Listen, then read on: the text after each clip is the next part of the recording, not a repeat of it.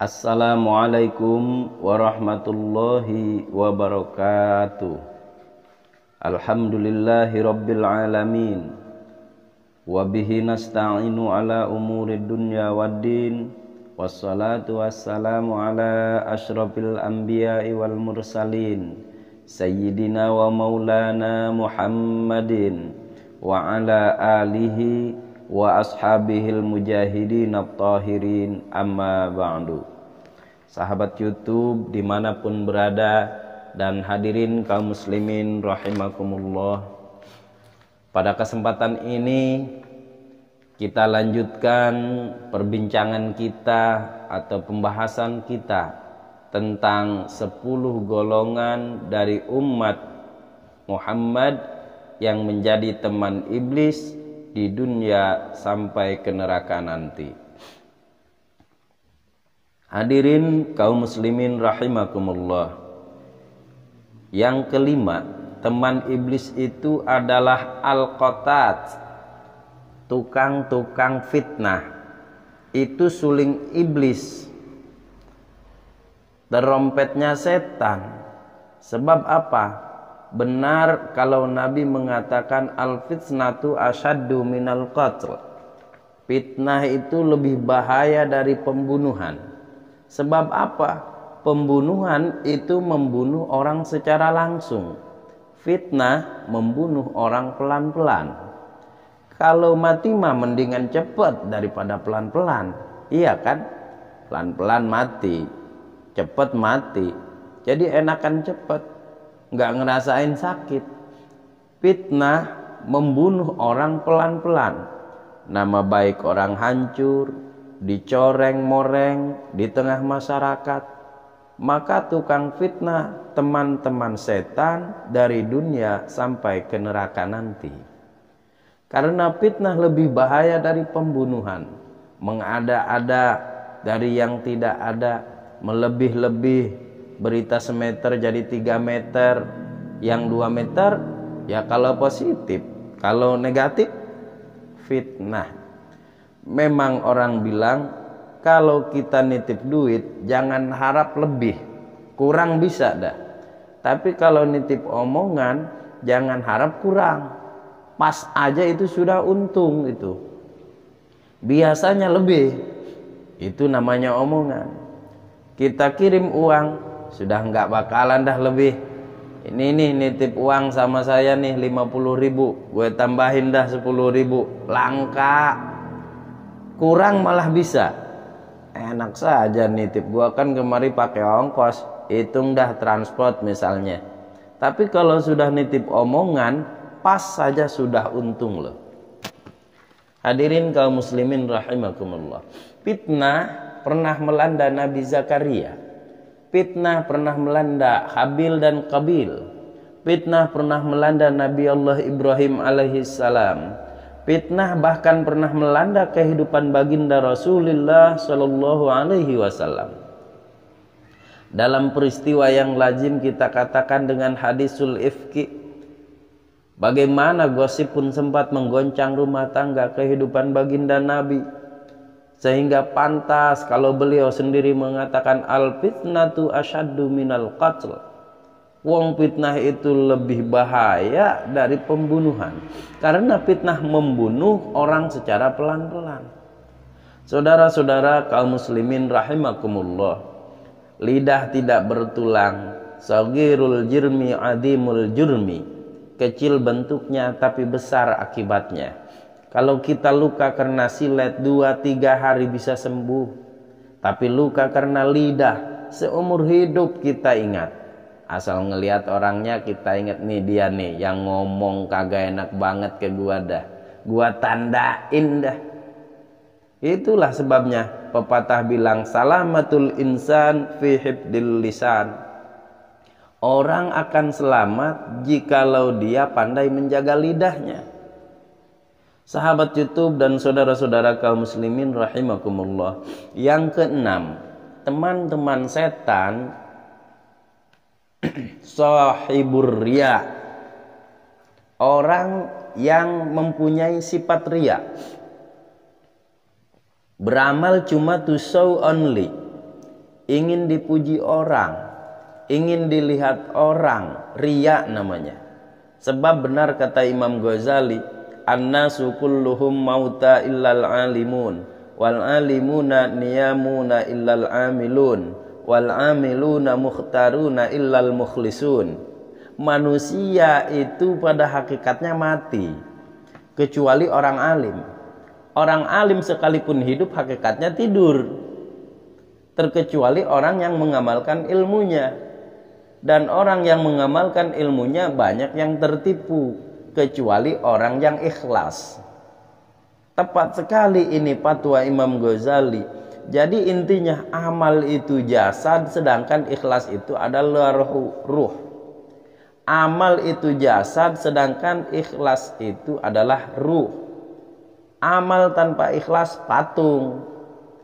Patung tidak bisa berkembang, tidak bisa berbuat banyak, namanya patung. Itu orang kepengen dilihat orang. Termasuk penyakit batin loh. Riya, ujub, sum'ah, kepengen didengar orang, kepengen dilihat orang. Wah, kalau sembahyangnya dilihat orang mantap betul, ngajinya didengar orang mantap betul, kayak besok mau mati. Tapi kalau nggak dilihat orang, wah, kilat khusus sholatnya, copotnya bukan main. Ini yang menghancurkan amal. Ini riya. Ini nggak terasa sifat kita sendiri. Riya ini menggerogoti amal sebagaimana api menggerogoti kayu bakar.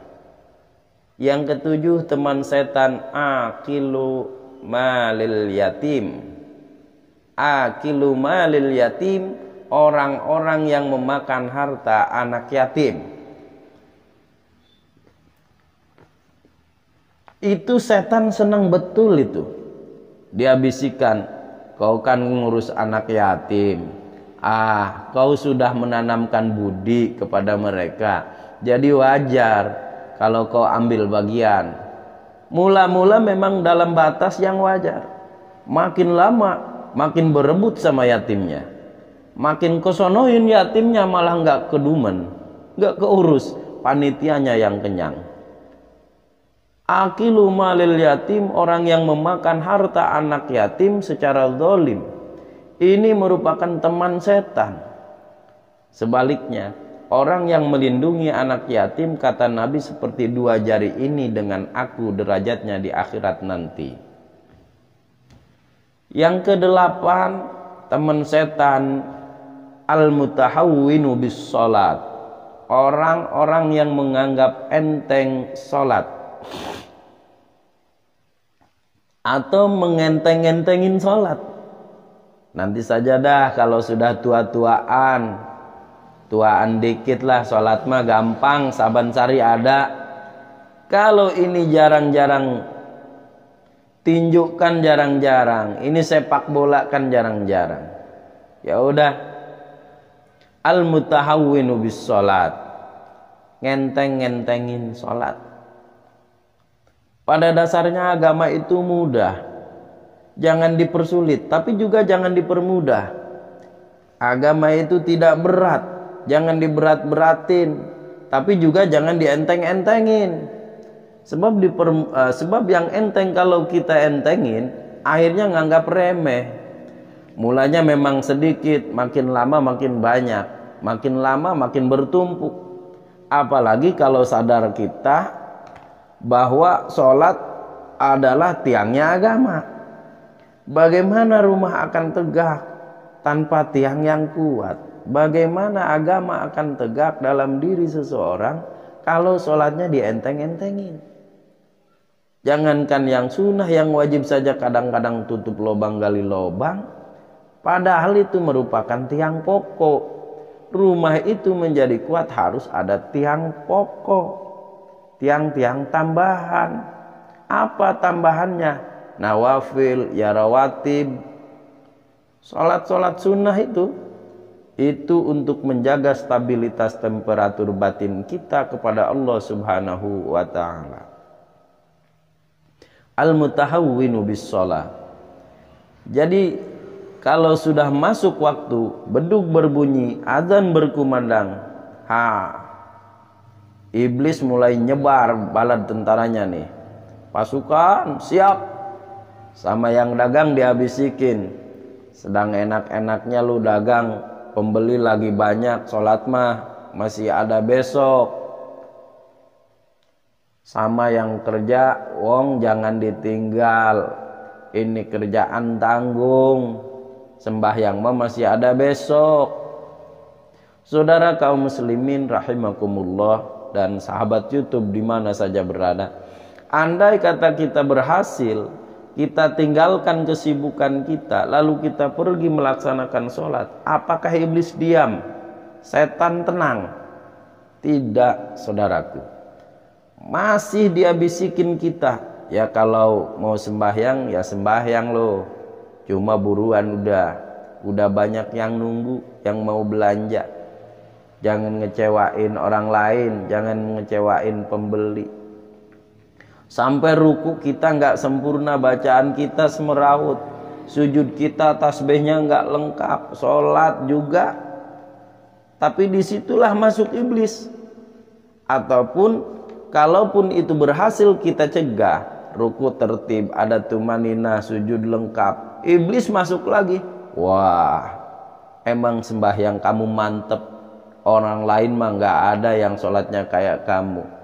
Yang timbul apa? Ujub, sombong kepada diri sendiri. Begitu habis sembahyang, lo tuh ya nggak ada, nggak pada sholat, apaan lo?